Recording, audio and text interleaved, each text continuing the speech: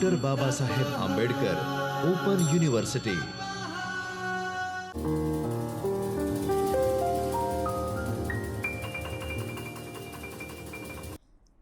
નમસ્તે students. Doctor Baba Saheb Ambedkar open યુનિવર્સિટીના ક્લાસરૂમમાં જેનો ક્લાસરૂમની રચના આપણે કરીએ છીએ એની કોઈ દિવાલો, એને કોઈ બેન્ચ, કોઈ ક્લાસરૂમ જ્યાં પણ આપણે ઈચ્છીએ ત્યાં ક્લાસરૂમ ઉપસ્થિત થઈ જાય અને દિવાલો રહિત આપણો અભ્યાસખંડ છે. TYBA ઇકોનોમિક્સ મુખ્ય વિષય સાથે તમે અભ્યાસ કરો છો અને ઇકોમ 308 જે કોડ છે તે પેપર આર્થિક વૃદ્ધિ અને વિકાસનું આપણે અભ્યાસ કરીએ છીએ. એમાં જુદા જુદા વિકાસ વિશેના અભિગમો, વિકાસ વિશેના સિદ્ધાંતોએ આપણે અભ્યાસ કરીએ છીએ. સ્ટુડન્ટ્સને અથવા તો લર્નર્સને અને કોઈ પણને ઘણી વખત કેટલીક થિયરીઝ ડિફિકલ્ટ જણાતી હોય છે, પણ જેમ આપણા માટે ઘણી બધી ટેકનોલોજી એ યુઝર ફ્રેન્ડલી થઈ ગઈ છે, અથવા તો અત્યારે હું થિયરીઝની વાત કરું તો એ થિયરીઝ આપણા માટે લર્નર ફ્રેન્ડલી અથવા તો જે આપણે વાંચીએ છીએ એને સમજાવવાનું I am trying to make it little bit easy. આજે આપણે હેરોડ ડોમરના ગ્રોથ મોડેલની વાત કરીએ છીએ, જે તમારું યુનિટ છે 11નું. ઇટ્સ નથિંગ વેરી ઇઝી કહી શકાય અથવા તો નહીં. એને આપણે કઈ રીતે સમજીએ છીએ, હેરોડ ડોમર કઈ બાબતોને મહત્ત્વ આપે છે, એનું સિદ્ધાંત કઈ રીતે, એનું એસેન્સ શું છે, જો આ કરશો તો ઇઝીલી તમે એ હેરોડ ડોમરનું ગ્રોથ મોડેલ સમજી શકશો. તો આપણો પ્રયત્ન છે હેરોડ અને ડોમરના ગ્રોથ મોડેલને સમજવાનો. આ યુનિટને 3 પાર્ટમાં આપણે પ્લાન કર્યો છે કે જે હું તમને સ્ટેપ બાય સ્ટેપ કહીશ. આજે એનો ફર્સ્ટ પાર્ટ કરીએ છીએ હેરોડ ડોમર ગ્રોથ મોડેલનું. આજે આપણે હેરોડનું હેરોડનું મોડેલ જોઈએ. મોડેલ એટલે શું એ પણ આપણે આમાં લેવાના છીએ, કારણ કે થિયરીઝ, મોડેલ્સ, થિયોરમ એ બધા શબ્દો આપણે આવતા હોય છે સતત, પણ આપણને એમ થાય કે મોડેલ એટલે શું, થિયરી એટલે શું, પ્રમેય, થિયોરમ એટલે શું. આજે આપણે મોડેલની વાત કરીએ તો મોડેલ શું છે એ પણ આપણે આજે અભ્યાસ કરીશું. અને એક સ્ટેપ બાય સ્ટેપ આની સિરીઝ જોવાનું ન ચૂકજો. તમને આના બેઝિકનો પણ એક લેક્ચર યુટ્યુબ ઉપર આગળનું પણ મળી રહેશે અને નેક્સ્ટ ટાઈમ હું એની લિંક પણ તમને શેર કરીશ. આજે જોઈએ, આજે રૂપરેખા છે એ 3 પાર્ટમાં ડિવાઈડ કરી છે, પણ આ આખા વ્યાખ્યાનખંડના 3 પાર્ટની રૂપરેખામાં આપણા જે આપણે કરવાના છીએ એ મુદ્દા છે હેરોડનું વૃદ્ધિ મોડેલ, ડોમરનું વૃદ્ધિ મોડેલ, હેરોડ ડોમરના મોડેલની તુલના એટલે કે આપણે કમ્પેરિઝન, સરખામણી કરશું, અને પછી આ હેરોડ ડોમર મોડેલની લિમિટેશન્સ અને એની યુટિલિટી, ઉપયોગિતાની પણ ચર્ચા કરીશું. આ હેરોડ ડોમર એ બંને હવે અલગ અલગ વ્યક્તિ છે તો તમને ખ્યાલ આવી ગયું હશે. RF હેરોડ અને ડોમર બંને અલગ વ્યક્તિ છે, બંનેનો સિદ્ધાંત આપવાનો સમય પણ અલગ છે, પણ બંનેમાં સિમિલારિટીઝ એટલી હતી કે બંનેનું નામ સાથે લેવાય છે અને હેરોડ ડોમર મોડેલ કહેવાય છે. આગળ જોઈએ હવે એના ઉદ્દેશો શું છે. આજનું વ્યાખ્યાનખંડ છે એ જસ્ટ સિંગલ માઇન્ડેડ આપણે લઈએ છીએ કે આપણે RF હેરોડના વૃદ્ધિ મોડેલની આજે ચર્ચા કરીએ અને એને તમે બીજાને પણ સમજાવી શકો એટલું આપણે કોશિશ કરીએ. Trying to make it A learner friendly, user friendly, right. આગળ જોઈએ તો હેરોડ ડોમરના મોડેલની ધારણાઓ. આપણે શરૂઆતમાં કોઈ પણ સિદ્ધાંત તમને પરીક્ષામાં પૂછાય તો તમારે હંમેશા થિયોરીની, સિદ્ધાંતની ધારણાથી આગળ વધવાનું. કોઈ પણનો સિદ્ધાંત પૂછાય એ ધારણાઓ આપણે કરી, પણ ધારણા પહેલાંનો શબ્દ આવે છે મોડેલ. હવે મોડેલ એટલે શું? એટલે મોડેલ એટલે જુદા જુદા આર્થિક ચલ એટલે જેમાં ફેરફાર થવાના હોય તે, ચલાયમાન, ફેરફારક્ષમ વચ્ચેના વાસ્તવિક સંબંધની સરળ રજૂઆત. એટલે અભ્યાસ અંગેની ધારણાઓની રચના કરવામાં મોડેલનો ઉપયોગ કરવામાં આવે છે. એટલે આમ હોય તો આમ થાય. દાખલા તરીકે ગણિતનું મોડેલ 2 + 2 = 4. હવે પ્લસની નિશાની હોવી એટલે આપણે સમજીએ કે 2 અને 2 વચ્ચે સરવાળો થઈ રહ્યો છે.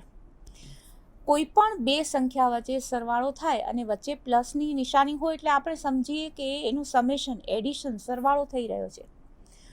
2 + 5, 2 + 9, 2 ± 3 ફોર એક્ઝામ્પલ કંઈ પણ હોય મોડેલ તો આમ હોય તો આમ થાય. જ્યારે બજારમાં વસ્તુની કિંમત વધે તો માંગ ઘટે એક જગ્યાએ ઘટી, બીજી જગ્યાએ ઘટી, ત્રીજી જગ્યાએ ઘટી, દરેક વખતે, દરેક સમયે, દરેક સ્થળે ઘટી. તો એ મોડેલ થયું. હવે એ જ મોડેલ પર આપણે બીજા કોઈ પણ સિદ્ધાંતની પરિસ્થિતિ ચકાસી શકીએ કે ચાલો ગોલ્ડની પ્રાઇઝમાં વધારો થયો, એનું શું અસર થાય, અથવા તો શાકભાજીની કિંમતમાં વધારો થયો તો એની શું અસર થાય. તો આ બધા મોડેલ્સ છે, એટલે કે જુદા જુદા આર્થિક ચલ વચ્ચેના વાસ્તવિક સંબંધની સરળ રજૂઆત છે. એનાથી આપણે ધારણાઓ બનાવીએ છીએ કે જો કિંમતો વધે તો માંગમાં ઘટાડો થાય. આ ધારણા આગળ વધી. જો શિક્ષણનું પ્રમાણ વધે તો રોજગારી પાત્રતા વધે. પછી આપણે એના ઉપર આપણા ગામમાં કે આપણી સોસાયટીમાં કે આપણા દેશમાં અભ્યાસ કરીએ કે જેનું જેનું શિક્ષણ વધ્યું છે તેની રોજગાર પાત્રતા વધી છે કે કેમ. તો યસ નો જે પણ આવે તે. તો આપણું જે મોડેલ છે એ કહે છે કે શિક્ષણમાં વધારો થવાથી આર્થિક રોજગાર પાત્રતા વધે છે. એ મોડેલ. પછી એના ઉપર આપણે ધારણા બાંધી કે શિક્ષણમાં વધારો થવાથી રોજગાર પાત્રતા વધી છે, એવી આપણે ધારણા બાંધીએ. એક વ્યક્તિ, આ વ્યક્તિ છે, આ સ્ત્રી છે, આ પુરુષ છે, એના શિક્ષણમાં વધારો થયો છે, તેથી તેની રોજગાર પાત્રતા વધી હોવી જોઈએ, એવી આપણી ધારણા. પછી આપણો અભ્યાસ શરૂ થાય. તો આ મોડેલ છે એ વાસ્તવિક ચલ જે હોય એના ચલ વચ્ચેના વાસ્તવિક સંબંધોની સરળ રજૂઆત છે. અને એના ધારણાઓની ફોર્મેશનમાં, ધારણાઓ બનાવવામાં આપણને મદદરૂપ થાય છે. આગળ હવે ધારણાઓ ઉપર આવીએ તો આ ધારણાઓ છે એ હેરોલ્ડ અને ડોમર બંને મોડેલની સેમ છે. એટલે આખા બંને મોડલ્સનું આપણે અભ્યાસ અથવા તો અધ્યયન શરૂ કરતાં પહેલાં જે કોમન બાબતો છે એનો આપણે અભ્યાસ કરી લઈએ. તો આ ધારણાઓ તમને બંને હેરોલ્ડ અને ડોમર બંનેના સિદ્ધાંતમાં કામ આવશે. ધારણાઓ શું છે એ પણ આપણે એક પછી એક આપણે ડિસ્કસ કરીએ. હવે ઉત્પાદનના બે સાધનો છે એવી આપણે એઝમ્પશન, એવું ધારણા કરી છે, શ્રમ અને મૂડી. નિયોજન ક્ષમતા છે એને શ્રમ સાથે આપણે ભેળવી છે. જમીન છે એને પણ આપણે સંપત્તિ, મૂડી માનીએ છીએ. એટલે ઉત્પાદનના બે સાધનો છે એવી ધારણા છે. ધારણા હોવી અને વાસ્તવિકતા હોવી એ અલગ છે. આગળ તમે ખ્યાલ આવશે. દાખલા તરીકેમાં ટેકનોલોજીકલ ડેવલપમેન્ટ થાય, શિક્ષણનું પ્રમાણ, નિયોજન ક્ષમતા, નિયોજક એ શ્રમ નથી. તો આપણે આ બધી આગળ વાતો થઈ શકે, પણ હાલમાં આપણે એવી ધારણા બાંધી છે કે ઉત્પાદનના બે સાધનો છે, શ્રમ અને મૂડી. બીજી ધારણા છે આર્થિક બાબતોમાં સરકારનો કોઈ હસ્તક્ષેપ નથી. આર્થિક વિકાસ કરવો હોય ત્યારે મંદી, ફુગાવો એ બધું આવે તો આપણે જેમ કેન્સિયન ઇકોનોમિક્સ પ્રમાણે જ્યારે પણ અર્થતંત્રમાં કોઈ સ્ટેબિલિટી દૂર થાય તો એની સ્ટેબિલિટી લઈ આવવા માટે, સ્થિરતા લઈ આવવા માટે, વિકાસ કરવા માટે સરકારનો હસ્તક્ષેપ હોય છે. ગરીબોની તરફેણમાં ખર્ચ કરવો, કરવેરા ઉઘરાવવા, ઇન્ફ્રાસ્ટ્રક્ચર ડેવલપ કરવું, દાખલા તરીકે રસ્તાઓ, બ્રિજ, પાણીની સુવિધા, પીવાના પાણીની સુવિધા, બોર્ડર સિક્યુરિટી, સોશિયલ સિક્યુરિટી, આ બધાનું જે બાબતો છે એ સરકાર દ્વારા પૂરી પાડવામાં આવે છે. પણ આપણે અહીંયા ધ્યાનમાં લીધું છે કે સરકારનો આર્થિક બાબતોમાં કોઈ હસ્તક્ષેપ નથી. અર્થતંત્ર પૂર્ણ રોજગારીય સમતુલામાં છે. હવે અર્થતંત્ર પૂર્ણ રોજગારીય સમતુલામાં હોવું એટલે શું? પૂર્ણ રોજગારી એટલે ઉત્પાદનના કોઈ પણ સાધનો બેરોજગાર નથી, બધા ઐચ્છિક રીતે રોજગાર પામેલા છે. જે લોકોને રોજગાર ડિમાન્ડ નથી કરતા, માંગ નથી કરતા, એ લોકોને નથી મળ્યો, પણ જે લોકો ડિમાન્ડ રાખે છે, રોજગાર કરવો છે, પ્રવર્તમાન વેતન દર મેળવે છે, તે લોકોને આ રીતે રોજગાર મળેલો પણ છે અને એમાં કોઈ ફેરફાર. હવે આ ધારણાનું ઇમ્પોર્ટન્સ શું છે એ તમને આગળ આવશે. દાખલા તરીકે આપણે આના પછી જોવાના છીએ કે સ્થૈતિક અને ગતિશીલ મોડેલ. તો સ્થૈતિક મોડેલ એટલે એમાં કોઈ ફેરફાર થતા નથી, ગતિશીલ મોડેલ એટલે એમાં ફેરફાર થાય છે. હવે ધારો કે ઉત્પાદનના કોઈ સાધનો બેરોજગાર હોય તો એ બેરોજગારીના સ્થિતિમાં જો એને રોજગાર મળે તો આર્થિક વિકાસનું દર વધવાનું, ગતિ વધવાનું અથવા તો પ્રમાણ વધવાની શરૂઆત થાય. પણ અહીંયા સ્ટેબિલિટી આવી ગઈ છે, સ્થિરતા આવી ગઈ છે કે આના પછી કોઈ સાધન બેરોજગાર નથી, કોઈ સાધન ઉપયોગ થયા વિના પડ્યું નથી. આ કારણોસર જો એ સાધનને રોજગાર ન અપાયો હોય તો કદાચ આપણી સંભાવનાઓ હોય કે એને હજી પણ આપણને વિકાસ કરવાની સંભાવના છે. કેટલાક લોકો હજી અશિક્ષિત છે, એ લોકોને શિક્ષણ આપીએ તો વિકાસ થવાની સંભાવના વધે. કેટલાક લોકો અથવા તો કેટલાક સાધનો બેરોજગાર છે, જો એ લોકોને રોજગાર આપીએ તો વિકાસ આગળ વધે. પણ પરિસ્થિતિ એ છે કે દરેક સાધનને રોજગાર મળી ચૂક્યો છે, પૂર્ણ રોજગારી છે, એ પછી અર્થતંત્ર સમતુલામાં છે. તો આ સ્થિતિમાં કેમ વિકાસ કરવો? આ બધી ધારણાઓને આધારે આપણે આગળ વધીએ છીએ. સરેરાશ બચત વૃત્તિ, સામાન્ય ભાવ સપાટી, ટેકનોલોજી, મૂડી ઉત્પાદન ગુણોત્તર, નફાનો દર વગેરે સ્થિર છે. બચત વૃત્તિ દરેક લોકો જેટલી બચત પહેલેથી કરતા આવ્યા છે એટલી જ કરે છે. કોઈની બચત વધે તો અર્થતંત્રમાં ફેરફાર થાય. બચતનું મૂડી રોકાણ જેટલું થતું આવ્યું છે એટલું જ થાય છે, એ પણ સ્થિર છે. જો મૂડી રોકાણમાં વધારો થાય તો અર્થતંત્રમાં ફેરફાર થાય. પણ આપણે અત્યારે એવી ધારણા કરીએ છીએ કે બધું સ્થિર છે. સામાન્ય ભાવ સપાટી, ટેકનોલોજી, મૂડી રોકાણ, મૂડી ઉત્પાદન ગુણોત્તર, આ બધું સ્થિર છે, એમાં કોઈ ફેરફાર નથી. બચત અને રોકાણ ચાલુ વર્ષના સંદર્ભમાં છે. સામાન્ય રીતે આપણે જ્યારે ખર્ચ કરીએ છીએ દરેક વ્યક્તિ, ત્યારે આપણે આપણી કુલ આવક અને કુલ સંપત્તિના સંદર્ભમાં ખર્ચ કરીએ છીએ. ધારો કે કોઈ એક વ્યક્તિ છે કે જેની ચાલુ આવક 50,000 રૂપિયા પર મહિનાની છે, પણ ધારો કે એનો ખર્ચ મહિનાના 65,000 રૂપિયા થાય છે. તો 65,000નો ખર્ચ કેવી રીતે થયો? એની ચાલુ આવક તો 50,000ની થઈ. તો એની ભૂતકાળની બચતના આધારે એ વર્તમાન ખર્ચ કરે છે. કદાચ એને વારસામાં મળેલી સંપત્તિના આધારે એ વર્તમાન ખર્ચ કરે છે, અથવા તો એને ભવિષ્યમાં આટલી આવક થશે એના આધારે એણે લોન લઈને અત્યારે ખર્ચ કર્યો છે. એટલે આપણે વર્તમાન આવક, ભૂતકાળની આવક અને ભવિષ્યની સંભાવનાઓને આધારે આપણે ખર્ચ કરીએ છીએ. પણ આ સિદ્ધાંત પૂરતો આપણે શું ધારણા કરી છે કે બચત અને રોકાણ એ ચાલુ વર્ષના સંદર્ભમાં છે. એટલે કે અત્યારે જ બચત થાય છે, અત્યારે જ એનું રોકાણ થાય છે. ભૂતકાળની આવક, એની બચત, ભવિષ્યની બચત, ભવિષ્યનું રોકાણ એવું કંઈ જ નથી. વર્તમાન આવક છે, ચાલુ વર્ષના સંદર્ભમાં છે. આ બધી ધારણાઓ છે. આગળ જોઈએ. હવે હેરોલ્ડનું જે આર્થિક વૃદ્ધિનું જે મોડેલ છે એ બે બાબતોમાં છે. સૌથી પહેલાં તો તમને આ બે પાર્ટમાં તમને કહ્યું છે એના ઉપર તમે ધ્યાન આપજો કે એક એવી સ્થિતિ છે કે જે ફેરફાર વગરની સ્થિતિ છે, બીજી સ્થિતિ છે કે જેમાં ચલ રાશિઓમાં ફેરફાર થાય છે. હવે હેરોલ્ડનું મોડેલ કયું છે? એક ગતિશીલ મોડેલ છે. એક મોડેલ છે સ્થૈતિક મોડેલ. એમાં કોઈ ફેરફાર નથી થતો. દાખલા તરીકે આપણે આવકના પ્રમાણનો અભ્યાસ કરી કે કેટલી આવક છે, એમાં કોઈ આંતરિક ફેરફાર થતા નથી.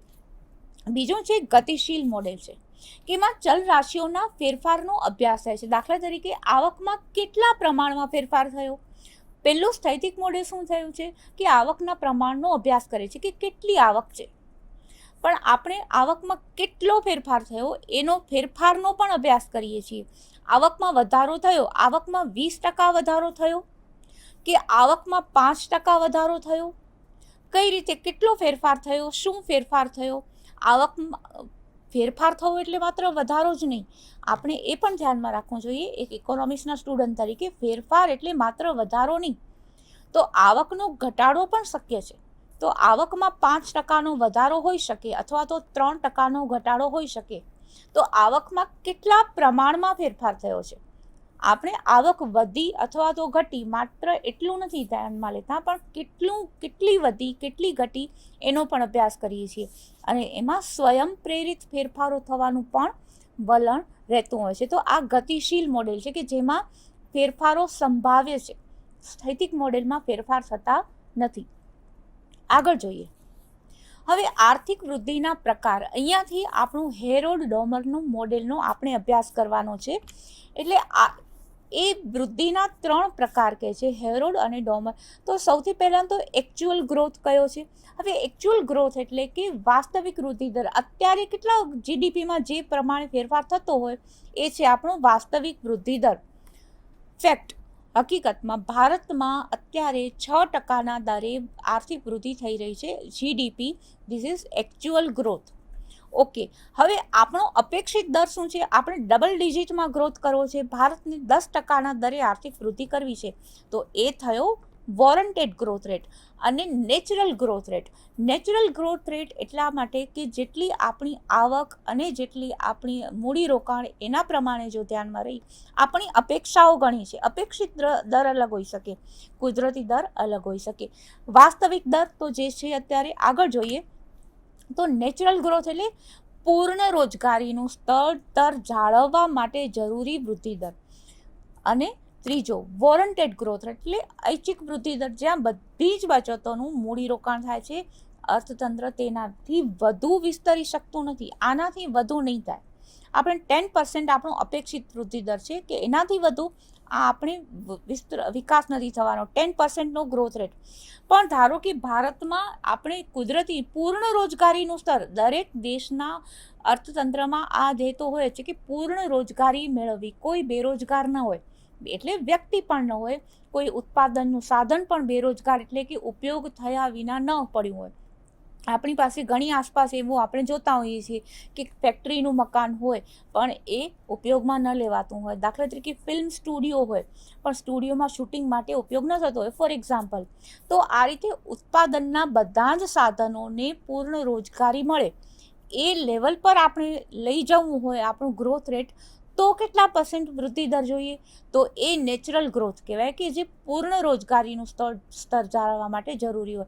પણ આપણો ઐચ્છિક વૃદ્ધિ દર કેટલો છે કે જ્યાં બધી જ બચતોનું આપણે મૂડીરોકાણ કરીએ છીએ અને એનાથી અર્થતંત્ર વધારે વિસ્તરી શકતું નથી. એ આપણો અપેક્ષિત હતું વોરંટેડ ગ્રોથ રેટ છે. હવે આ 3 ગ્રોથ રેટ એ આપણે એકચ્યુઅલ એટલે કે અત્યારે જે છે પૂર્ણ રોજગારીનું સ્તર જાળવવા માટે નેચરલ ગ્રોથ રેટ અને ઐચ્છિક વૃદ્ધિ દર કે જે આપણી બધી જ બચતોનું આપણે મૂડીરોકાણ કરીએ છીએ એ છે વોરંટેડ અપેક્ષિત વૃદ્ધિ દર અથવા તો ઐચ્છિક વૃદ્ધિ દર. આગળ જોઈએ, હવે આર્થિક વિકાસનો આધાર શેના ઉપર છે? તો હેરોલ્ડ કહે છે, કારણ કે હવે આ સ્પેસિફિક તમે બધા એ ધ્યાનમાં લેજો કે આપણે આ સ્પેસિફિકલી હેરોલ્ડનું મોડેલ અભ્યાસ કરવા બાજુ જઈ રહ્યા છીએ.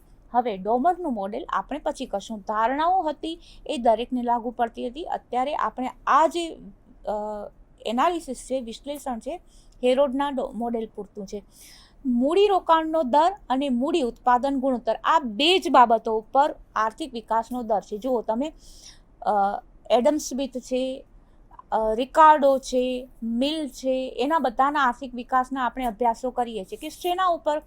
તો કોઈ કહે છે કે રાજ્યનો હસ્તક્ષેપ હોવો જોઈએ, મિલ કહે છે કે શિક્ષણ માટે સરકારે ખર્ચ કરવો જોઈએ, વસ્તી વૃદ્ધિનો દર આટલો હોવો જોઈએ, કાર્લ માર્ક્સ કહે છે કે વેતનના તરફેણમાં મૂડી આવકની ફાળવણી થવી જોઈએ, ન થવી જોઈએ. આ બધા લોકો પોતપોતાનો અભિપ્રાય આપે છે, ઘણા બધા અર્થશાસ્ત્રીઓ.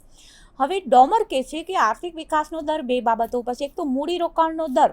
હવે દરેક જે દેશમાં, ફોર એક્ઝામ્પલ, આ આપણે એક્ઝામ્પલની રીતે વાત કરીએ છીએ કે મૂડીરોકાણનો દર, ઇન્વેસ્ટમેન્ટ, બચત ઘણી છે પણ બચત એ નિષ્ક્રિય પડી રહે તો એ બચત જ છે, એનાથી વિકાસ નથી થતો. બચતને જ્યારે સક્રિય કરીએ છીએ ત્યારે મૂડી નિર્માણ થાય છે અને કોઈ પણ ઉત્પાદનની પ્રક્રિયામાં લગાવીએ તો એ મૂડીરોકાણ થયું. એ મૂડીરોકાણનો દર કેટલો છે એના ઉપર આર્થિક વિકાસનો આધાર છે. અને બીજું મૂડી ઉત્પાદન ગુણોત્તર. એક આપણે મૂડીરોકાણ તો કર્યું પણ એનાથી કેટલું આપણને આઉટપુટ મળશે? ધારો કે કોઈ વ્યક્તિ છે 10%નો મૂડીરોકાણનો દર છે, હવે એનાથી એને ઉત્પાદન મળે છે 10% જ, તો 10%નું મૂડી ઉત્પાદન 10 અને 10 તો 10 મૂડી ઉત્પાદન ગુણોત્તર એક જ થયો. તો એક ઉત્પાદન કરવા માટે જેટલું ઉત્પાદન કરવું એટલી ને એટલી મૂડીરોકાણ કરવી પડે. જો આપણે 10 ડબલ ડિજિટમાં આપણે આર્થિક વિકાસ કરવો હોય 10% તો આપણને 10% રોકાણ કરવું પડે. તો આ બે વચ્ચેનો છે. પણ આપણી પાસે 10% એટલી મૂડી છે નહીં, આપણું મૂડીરોકાણનો દર જ 5% છે.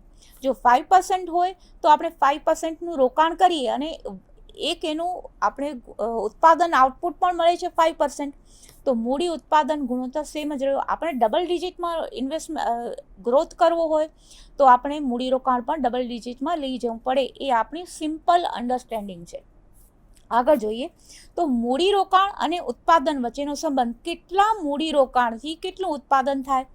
5 એકમ મૂડીથી 1 એકમ ઉત્પાદન થાય. તો મૂડી ઉત્પાદન ગુણોત્તર 5:1 થયો કે 1 ઉત્પાદન કરવું હોય તો 5 મૂડી જોઈએ.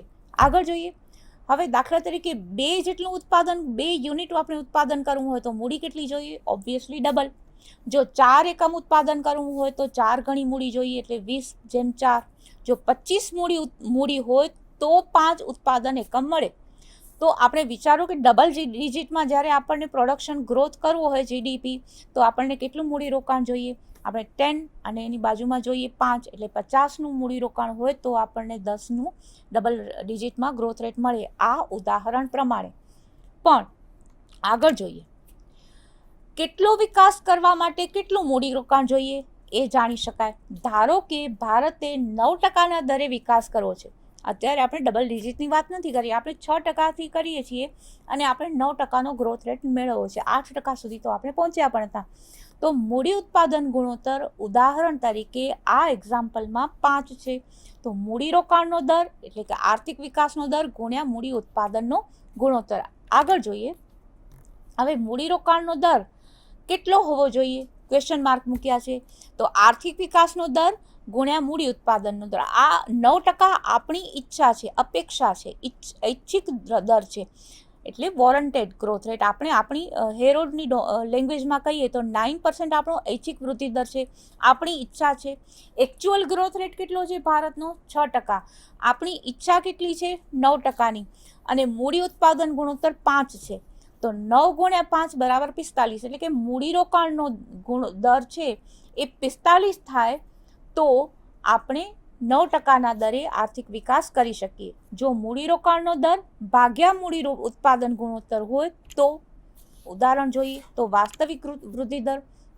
હવે આર્થિક વિકાસનો દર કેટલો? આર્થિક વિકાસનો દર બરાબર મૂડીરોકાણનો દર, એટલે આપણે અહીંયા ધારો કે 25 કે 5 કે જે પણ આપણે એક્ઝામ્પલ લઈ શકીએ. આર્થિક વિકાસનો દર બરાબર મૂડીરોકાણનો દર ભાગ્યા મૂડી ઉત્પાદન ગુણોત્તર. આપણે કેટલું ઇન્વેસ્ટમેન્ટ કરીએ છીએ? મૂડીરોકાણ કેટલું કરીએ છીએ? 10% કરીએ છીએ કે 50% કરીએ છીએ? આપણો ઇન્વેસ્ટમેન્ટનો રેટ કેટલો છે? તો આપણે ઇન્વેસ્ટમેન્ટનો રેટ ધારો કે 10 છે અને મૂડી ઉત્પાદન ગુણોત્તર 5 છે. તો આર્થિક વિકાસ કેટલો થશે? જસ્ટ 2%. આપણે 2%થી તો કામ નહીં ચાલે. તો આપણે આર્થિક વિકાસ જો વધારવો હોય, અહીંયા 2નો જ છે, આર્થિક વિકાસ વધારવો હોય તો શું વધારવું પડે? મૂડીરોકાણ વધારવું પડે. કારણ કે મૂડી ઉત્પાદન ગુણોત્તર એટલે કે એક રોકાયેલી મૂડી પોતાના બદલામાં કેટલું ઉત્પાદન કરી આવે છે? એક મૂડી છે 5 એકમ મૂડી, એ કેટલું ઉત્પાદન કરી આવે છે? તો 10 જો ઇન્વેસ્ટમેન્ટ કરીએ તો 5નું આપણને મૂડી ઉત્પાદન ગુણોત્તર છે, જે ત્યાંથી 2% આર્થિક વિકાસ થાય. હવે આપણે આર્થિક વિકાસનો દર ઊંચો લઈ જવો હોય તો મૂડીરોકાણ વધારવું પડે, મૂડીરોકાણનો દર ઊંચો લઈ જવો પડે. કઈ રીતે? આપણે આગળ જોઈએ. હવે આ રીતે જો એકચ્યુઅલ ગ્રોથ રેટ એટલે ગ્રોથ રેટ બરાબર બચત રેટ થાય છે, એના આધારે મૂડીરોકાણ થાય છે, રાઈટ. હવે મૂડીરોકાણ એટલે ગ્રોથ, આવકમાં વધારો. વાય એટલે ઇન્કમ. તમે અર્થશાસ્ત્રના વિદ્યાર્થીઓ છો એટલે તમને વાય સિમ્બોલની ખબર હશે, એસ સિમ્બોલની ખબર હશે. એસ મતલબ સેવિંગ્સ, વાય એટલે ઇન્કમ, ઇન્કમ એટલે યર્નિંગ અથવા તો એની yieldકહેવાય છે. એનો આપણે જાણીએ છીએ કે ગ્રીક વગેરે ભાષામાંથી આપણે શબ્દો લેતા હોઈએ છીએ. તો આવકમાં કેટલો વધારો થયો? આવકમાં વધારો થયો એના આધારે આપણે બચતમાં વધારો થાય છે. બચત કેટલી થાય? તો જેટલા આવકમાં વધારો અને કુલ આવકમાં ફેરફાર થાય તે.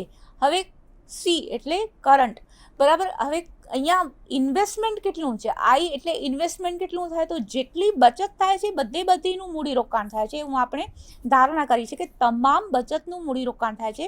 જો ટાઇટલમાં વાક્ય તો તમામ બચતનું મૂડીરોકાણ થાય છે, આપણી ધારણા છે.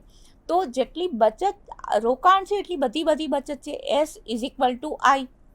તો એના આધારે મૂળ આવકમાં કેટલો વધારો થાય છે, આવકમાં વધારો થાય એમાંથી બચત કેટલી થાય છે, બચતમાં વધારો થાય એમાંથી કેટલું ઇન્વેસ્ટમેન્ટ થાય છે. તો બચતનો આધાર શેના ઉપર છે? આવક ઉપર. અને રોકાણનો આધાર આવકમાં થયેલા વધારા ઉપર છે, ડેલ્ટા વાય. આ 2 વાક્ય. હવે ઐચ્છિક અથવા તો અપેક્ષિત વૃદ્ધિ દર, એના વિશે આપણે જોઈએ.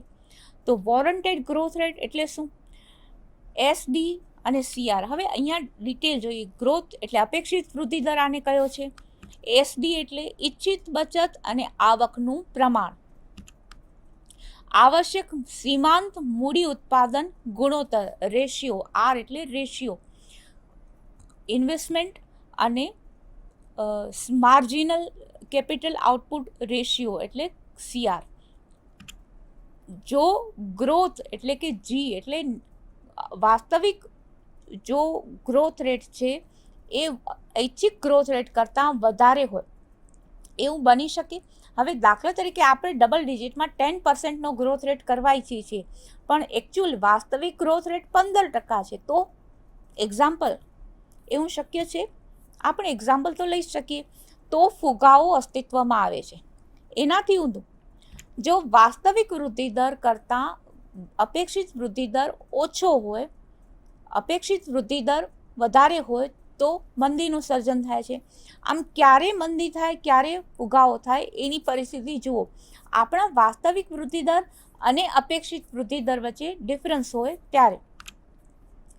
કુદરતી વૃદ્ધિ દર એટલે કે કામ કરતી વસ્તીનો વૃદ્ધિ દર. હવે આ કુદરતી વૃદ્ધિ દરને તમે યાદ કરો, આપણે વાત કરી હતી કે જ્યારે દરેક ઉત્પાદનના સાધનોને પૂર્ણ રોજગારી મળે એ કક્ષાએ કરવાનો વૃદ્ધિ દર.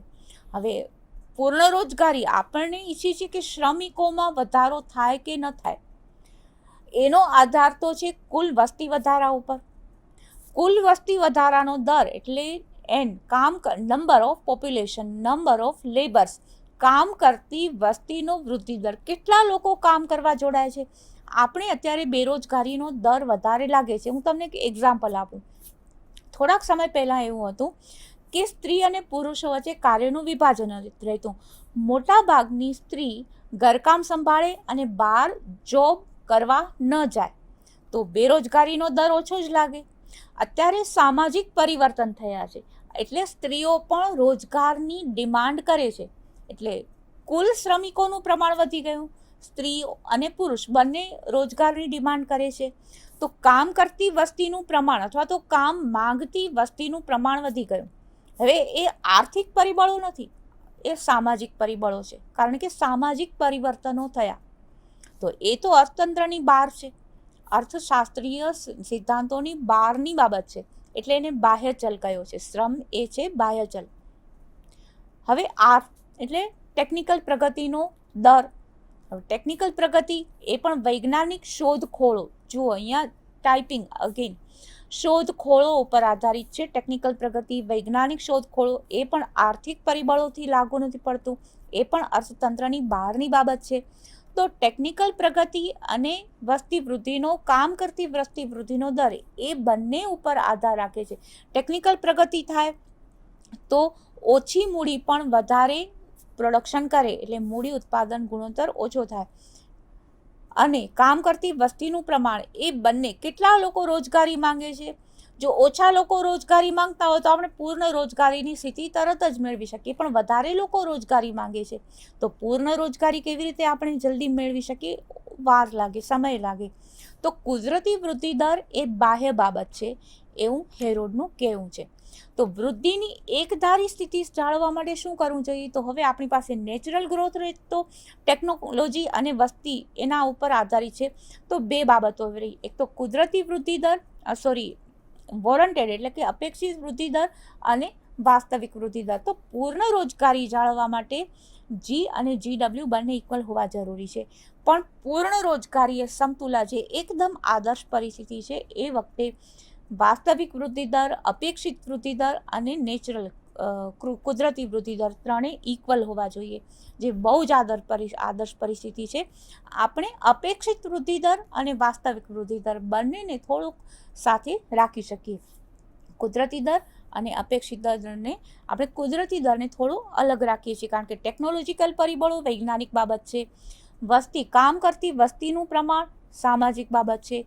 એટલા માટે આપણી પાસે અપેક્ષિત વૃદ્ધિ દર કે જે મૂડી રોકાણ, આવક, બચત એના ઉપર આધાર રાખે છે, અને એના આધારે આપણે બંને ઇક્વલ કરી શકીએ તો વાસ્તવિક વૃદ્ધિ દર અને અપેક્ષિત વૃદ્ધિ દર બંને સરખા થઈ શકે.